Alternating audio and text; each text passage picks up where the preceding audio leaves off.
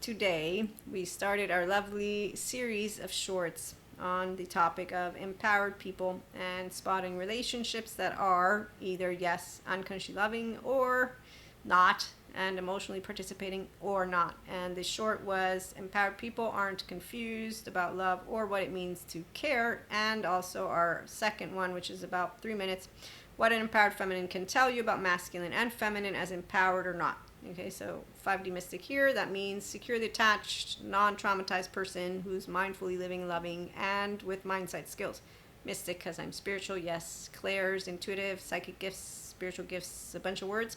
Okay, and enlightenment, soul age group, which is very different than the other soul age groups. And with that, I'm attachment trauma informed. So what I can also tell you is that I do remember who Maria is. All of my child parts are asleep, and I know how to self-regulate in my ventral vagal state. This is why I have no trauma, because my trauma charges are uncharged, and when my mood comes into the room, I don't throw it in people's faces. I can get emotional like a woman. Yes, I can, which we'll talk about. But like I continue to let you all know, empowered women don't pick the bear. We pick the man. We do ask the follow-up question, hey, can we pick the man? Just because, I would have the one I want. I know, okay, well, I guess I'll have to deal with whatever I get. But then again, thanks to my integrated brain and my restorative embodied self-aware accountable regulating life, I know a thing or two about love.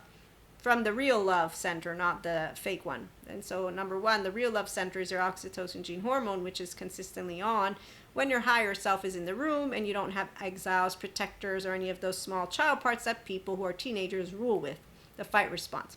So adaptive child part people, they use words like I do, but I can tell that they're not an empowered masculine. You know why? Because the masculine, which is your mind, by the way, we each have empowered boths. If you have empowered feminine, you have empowered masculine.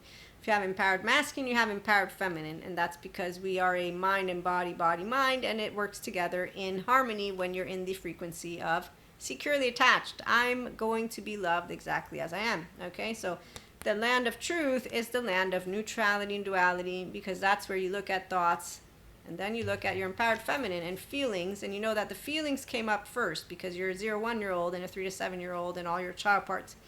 Because you are a person who's made of sensations that come up, images, affects, behaviors, and meanings. And so if you're a functional adult, you know how to navigate your nervous system, maintain your ventral vagal stance, and as you're being decent enough to be saluted, have a good time. Because that's a biologically rude person who needs a therapist, and they don't have one. And I'm an empowered feminine who's a nurturer. Also, I'm just a person who's an empowered feminine who is somatically, again, attachment trauma informed, and today knows what I already knew as a teenager, which is ego, what's up? So I got my own ego, but I got my higher self, and they're friends. And I have God who reminds me not to judge human suffering because I find it a waste of my time. Not bad. There's no Lucifer. There's only traumatized people. It's not Lucifer. Neuroscience proves it. People tell me, the mystic woo-woo pseudoscience lady, that they don't believe in neuroscience, and I have to look at them and be like, well, I mean, yeah, everybody believes in something. I can't do anything about that. However, just so you know, I navigate the lower planes. I do know what I'm talking about, but I'm a 5D mystic, so that means I navigate those planes very differently because I stay online with my prefrontal cortex. I don't clinically dissociate. Even when I was having panic attacks, I was still in my prefrontal. So this is the part of where some of us know how to navigate our ventral energy. And being always on is a word I got, but that's, again, for the securely attached, non-traumatized 5D mystic here. You don't have to be here, but as a mindfulness practitioner, I support personal development, self-help. So people who want to do it, not people who don't. And then there's the ones who don't need me. They need Patrick Tiahan to learn to love themselves first, and or Pat Ogden to do sensory motor, EMDR, child parts work, and undo all of that unfortunate, unkind business that comes with trauma, dysregulation, and modulation. And when you meet people who want shortcuts, you know that they didn't hear what the smart researchers and experts have to say about implicit and explicit memory, and that they might not want to believe in it. So again, our souls, our spirit, our essence, yes, it is pure love, and some of us are embodying it, and some will continue to decide to embody it, and that's amazing. And that's when you're going to find empowered feminines and masculines. Until that moment, you're going to find empty vases, as I pointed out in one of the shorts, and those are not interesting. because they're all in distress. They're also paused selves, so they're not their true self. And when you have a paused self, like my facade friend, they talk over you and they're in a sympathetic, which means that they're actually not your friend or your partner or your anything. You got trauma time. You got whatever they played out at home, the unfinished business, them deciding to build a relationship and relationships and more in that way. And I have stories again for you. So trauma, Bessel van der Kolk, is not a story of something that happened in the past. Trauma is the imprint that all experiences leave on your soul and your body as your sensations. People who in this time and era want to actually live a good life are going to get their inner child reparented so that they can be their functional adult, is what Terry would call it. Inner adult is what Patrick Tian would call it. I here call it a functional inner child adult, because here we come together and we like to love and support each other and then support humanity into the future. And that's because Dharma people are going to be part of that, which is the lovely future of consciousness. Karma people too, because they're also part of us. The frequency of fear and the frequency of love consistently expand together. That's how it works. And anyone, if you don't know, there's pre-birth challenges that you decide to go through so that you may embody pure consciousness, means pure love. And the ones who say we're not here to do it, they're the ones who are doing karma and fate. They're also the teenage versions of themselves who are the past self, who won't reclaim themselves and who will talk like this: it's dangerous to have no emotions, and it's not inherently enlightening or healthy to be non-reactive. Those are the ones who don't want to learn to say, okay, here's my sympathetic and dorsal vagal. Ooh, here's my ventral vagal state. Yay. I want exercises that get me to stay in my ventral vagal state. Hurrah. And as Dr. Daniel Fox presents, though, it is very challenging to get out of maladaptive daydreaming and maladaptive patterns of behavior. Drinking, drugging, fucking, and eating, binge eating, anything that basically allows you to distance yourself from that which is the emotional plane, inner outer critic. Okay, so there's plenty of maladaptive patterns, which are also adaptive child part people, unbridled self-expression, right or wrong. They don't have flexibility at all.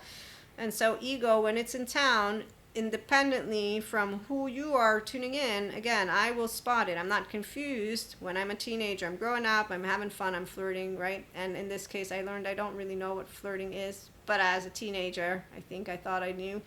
So essentially, though, luckily, as you're a kid growing up, you don't take things seriously. So this is where my friends and I, we would all have like 1 month boyfriends, 3 month boyfriends, and then I got into a serious relationship. And the grown up said, you will never love again like you have. And I'm like, no, I love equally all people. Why are you doing this to me? I promise God that all of my brothers and sisters are equally loved. And when you learn from smart people, that's where love is, the oxytocin gene hormone. And I learned from smart people. Stephen Porges and some other fancy lady's name that I can't remember, anthropologist, and a lot more, though, who let me know, and I'll let you know, it's when you're a securely attached, healthy, self-worth human being that loves yourself first. I know all about it, and there you go. But it's also called that if you tell me, no, yuck, Maria, because I have a twin, though, and I got disowned at the age of 8, I'm good. And when my twin said, so is that why we're broken? I said, we're not broken. We have different ways of being motivated in our life and just different ways of communicating. That's all. So we're just different when it comes to how we like to share care with each other. So I always talk. And my 3-year-old, she still comes up with my mother and my twin. So they get apologized. Other than that, most people don't meet my 3-year-old, which is why I understand Robert Sapolsky is determined. No free will. Because really, as long as you disregard getting your pause self on pause and getting your inner child reparented and getting yourself online for real, well, I'm not going to meet the real you. I mean, I'll meet the ego and the facade like my facade friend, but that means that I'm going to meet a person who is not actively participating at some point, because the neuroplasticity agent is the same for all of us. It's called imagination. The difference is my prefrontal cortex is shut down and loaded. And so I'm in insula, then my amygdala is alerted, then my temporal junction, which relates to everything from the past, but I'm in the present because my prefrontal assimilates from the executive decision-making function areas what's happening. Then I get, what can I do? It's called compassionate physiologically, so it's really fun. And when you're in it and you're finally able to do it when somebody unfortunately has what is called very big trauma, and so you do something that really, really upsets them. And so they're offline and they're yelling in your face. And, in that moment, this has happened to me. And in that moment, all these emotions and images come from the past. And they have nothing to do with this human being in front of me. And I'm stuttering, but I'm able to recalibrate. It's called healthy self-regulation. I have big people words to use. And this is even from some people that I don't appreciate that are therapists, but they teach you. So that's me self-regulating in the moment. And I'm like 2 seconds later, I'm like, look, there's a misunderstanding. Luckily for me, the human being is a sweetie pie. And so eventually we get to clear up what was a misunderstanding. However, not by talking about it. And that is the indication of me having an emotionally unavailable person. Because the minute that I want to clarify something that has taken place between me and another human being, if I have a functional child adult, a conversation, no, just talking happens. Anytime people don't know how to talk, that's your cue. I learned all about that one. So empowered people, we're not confused about love or what it means to care. It's you consistently show up and you consistently know how to talk. And then it's also consistently with discernment, equanimity, and love. Because discernment wise and good judgment, and you're calm because your body is in a ventral vagal state. So you're calm and centered, like I was in the moment that my friend, this stuff's happening. I'm not offended. Biologically rude people, like Stephen Porges points out, are in their reactive stance. They haven't consciously chosen, and as neuroscientist Patrick McNamara proves, there's no demon. And as I had already known, because by 19, I'm like, hey God, no demon, just cowards, liars, all of them. I don't even know what to do with them.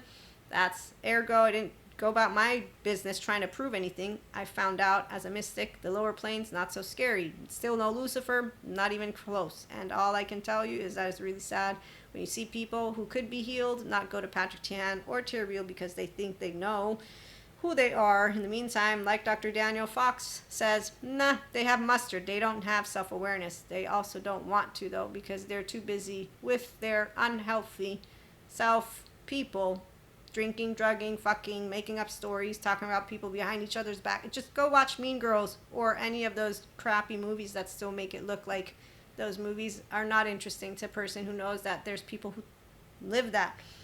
Not at all, because really, the less rigid your personality, the more powerful your presence. Yes, because personality patterns and temperament and your secure attachment is not what you are.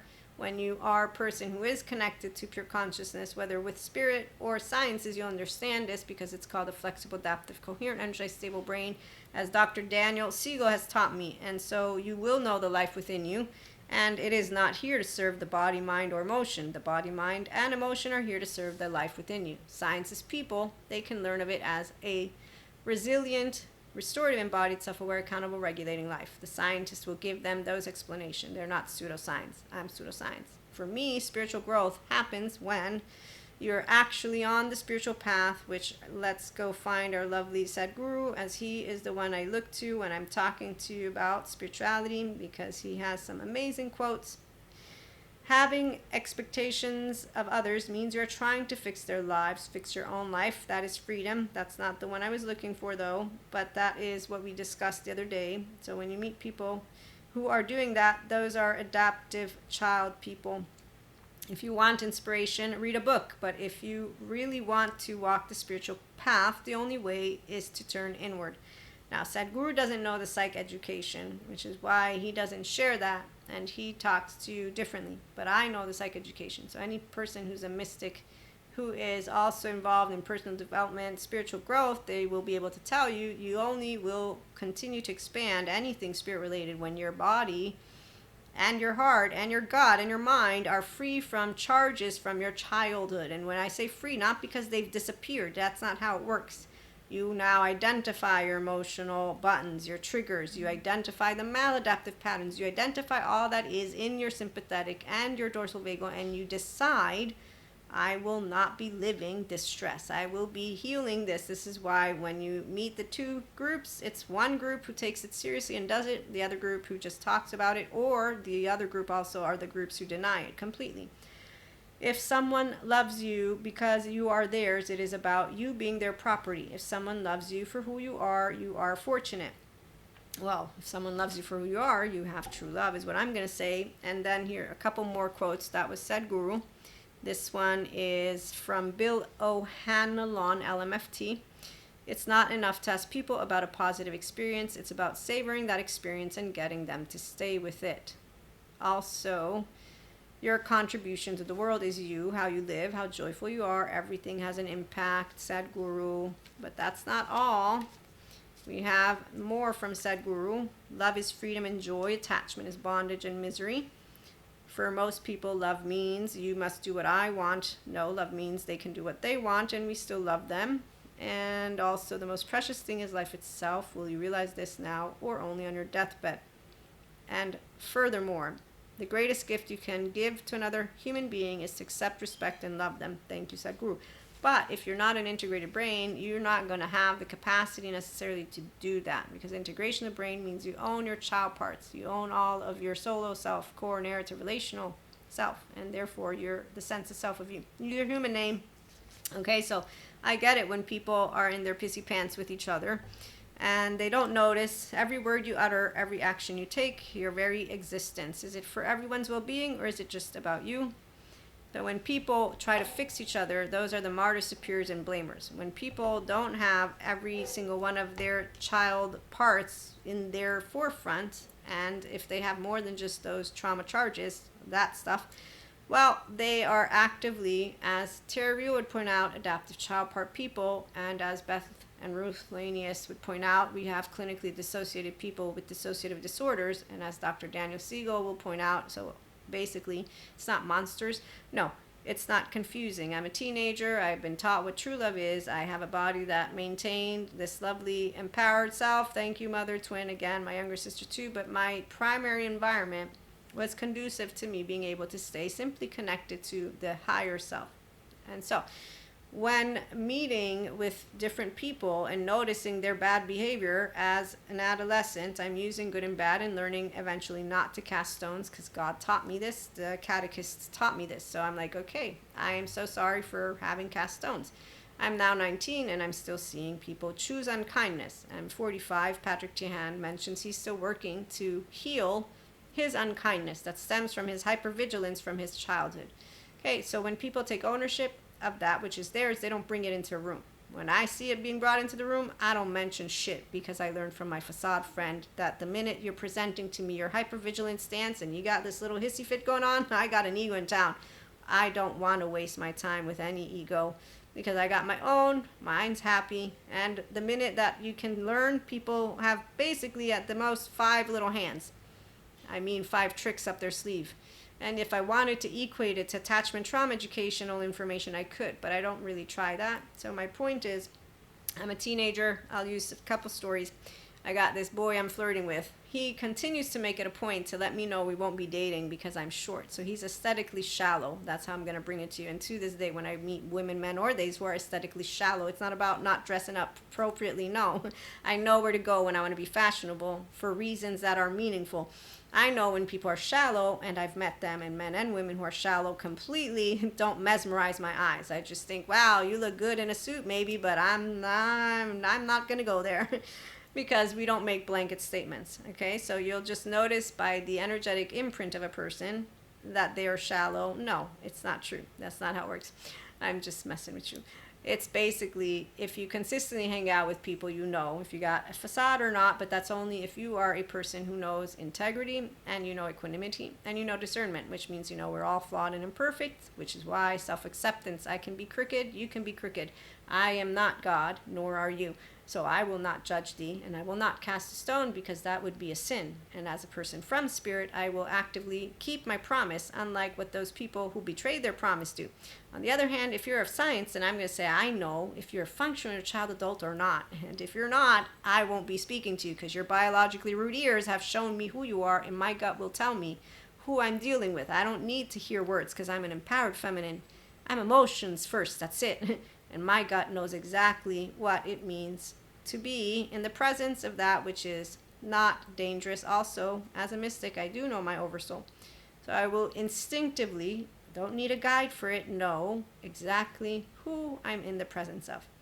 And so whether it be God or mysticism with Akash and Source, what I can let you all know if you're curious, there is no tragedy in the world of an empowered feminine when it comes to our oversoul or getting clairs or expanding, because we are not saviors.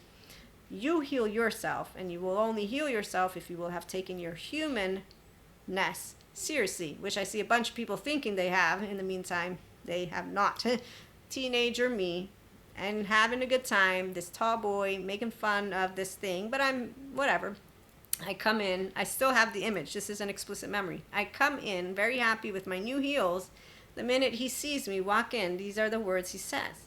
Don't think with those heels that we'll be together. And this is the download I get. This is not love, but who cares? It's fun.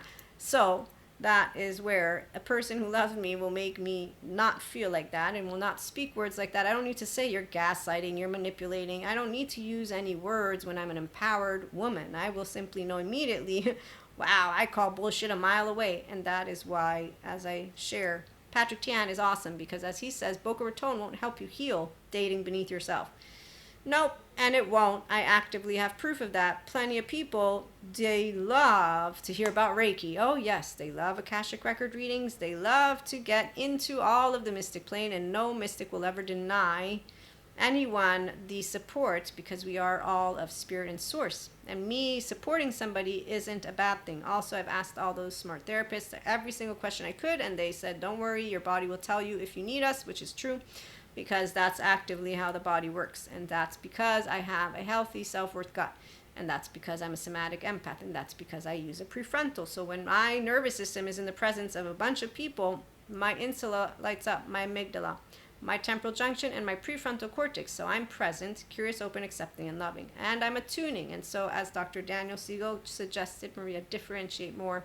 When I told him, when I'm in a room, without having to mention I'm a mystic, I will sometimes get really destabilized by the environment and those bodies. And all he said was, you need to differentiate more, which I've put into practice, and lo and behold, it works. So when you have an integrated brain, it's called your default mode network is downregulated. Your left and right, they work together like this. And I'm not scanning Maria to get your approval. I don't give a shit about your thumbs. I'm just authentically being me, which is why a performance act is what the facade people are. And so when I got a facade, what I got is a person who's using their mouth, blah, blah, blah, blah. And that's about it. And then when you do notice that there are those who won't ever make it to the other side, well, they could, but they've chosen fear. By the time you choose to use imagination and the dark sides of neuroplasticity again and again and again, no matter if I do Reiki session on a person or not, their shame cycle, their blame cycle, their revenge, their fault, all of it, all of their exiles and protectors, they are being ruled by a spiteful teenager who is not a brave anything. No, that is where there's a lack of intelligence surrounding, because we have ignorant human beings who don't know about smart therapists and who don't spot the red flags, and that's where not every person can support somebody. So I'm a random human being. If I'm in a situation where I see that there is a need in my household, which there isn't, that's why obviously I have a ability to speak to you like this. The ones who need people, they actually don't go to those people. This is the part. They hit rock bottom before they even go there. That's very sad. Side note. But again, it's not confusing if you have healthy self-worth what love is. It is for people who have not completely welcomed themselves something that can be different. So my story as a teenager is where I did know what love meant. I still do. As the grown-ups told me, you only will love your boyfriend, the first one. Like, I'm like, no, that actually isn't true. I love all people equally. The bond I create is what's going to be different. And in fact, as a mature woman, I can tell you that's consistently the thing that changes with men or women or theys, meaning that the bond you create with a person. Also, I personally think it's amazing to become mentally, emotionally, and physically mature. So when you are your differentiated self, when you're your own safe haven, secure base, when you're able to consistently show up. And you know what's even more amazing is nobody owns anyone, but you own yourself, and you authentically want to share, observe, witness, narrate the sense of self with you, but also with another, because that's a safe haven, secure base relationship. So it's consistently walking a walk and talking a talk, which is why the for better or for worse, for richer or for poorer, in sickness and in health, till death do us part, is not a vow that is meaningful because you do it in the church with God, which I thought as a teenager was going to be something amazing. Then I realized where betrayers are. and I will allow myself to leave it alone. But it's not about one specific group. No, it's if I have a human being who doesn't know how to love themselves first, they have betrayed their self. The way you don't love you is the way you're going to show me how you love. And really, you're not going to love, because you're going to allow yourself to basically get sloppy in areas that aren't very much to get sloppy in. So again, I'm taught by a woman called Mother what moderation is. I'm not very moderate, but I am a person who listens and who learns and who is objective. And so the areas that she had consistently pointed out to me as I was growing up were very clear, which is why part of knowing who I am. But she doesn't know all of who I am, which is why part of knowing who I am, she gets to know as I grow up. But the body of you tells you, with those child parts being a grown-up, you're not bringing child in the room. You're bringing a grown-up.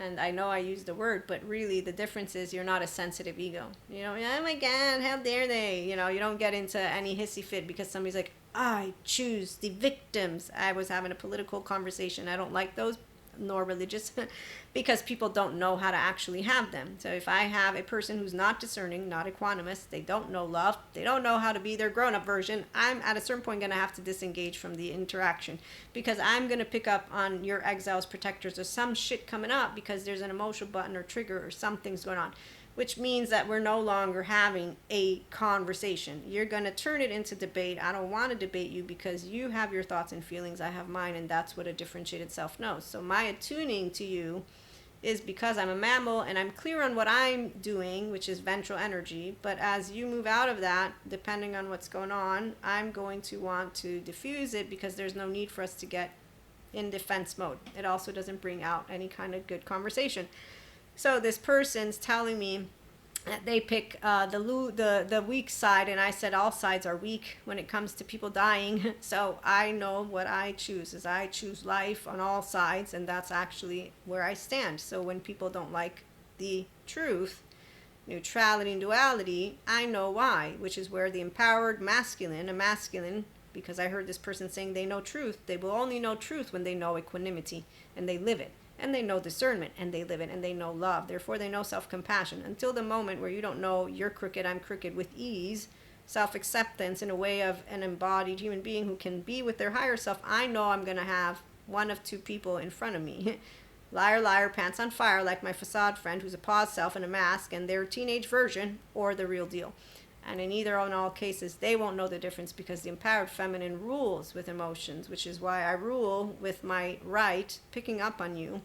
And I won't be analyzing you with my left, because I don't need to chit-chat. My first year of life, my right is online like anybody else's, which is why the feminine who's empowered doesn't destabilize in the presence of masculine, which are dysregulated feminines.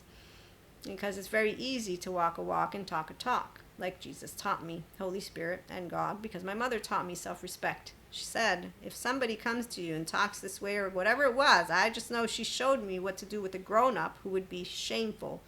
And it was not to answer them back in whatever way they were doing. It was to appropriately, if you can't say something nice, not say anything at all, and then go to her. And then she kept on guiding me that it was my life, my life, my life. And so again, your child parts are with you. And as you keep on understanding this, if you're empowered, then you will bring forth that which is within you.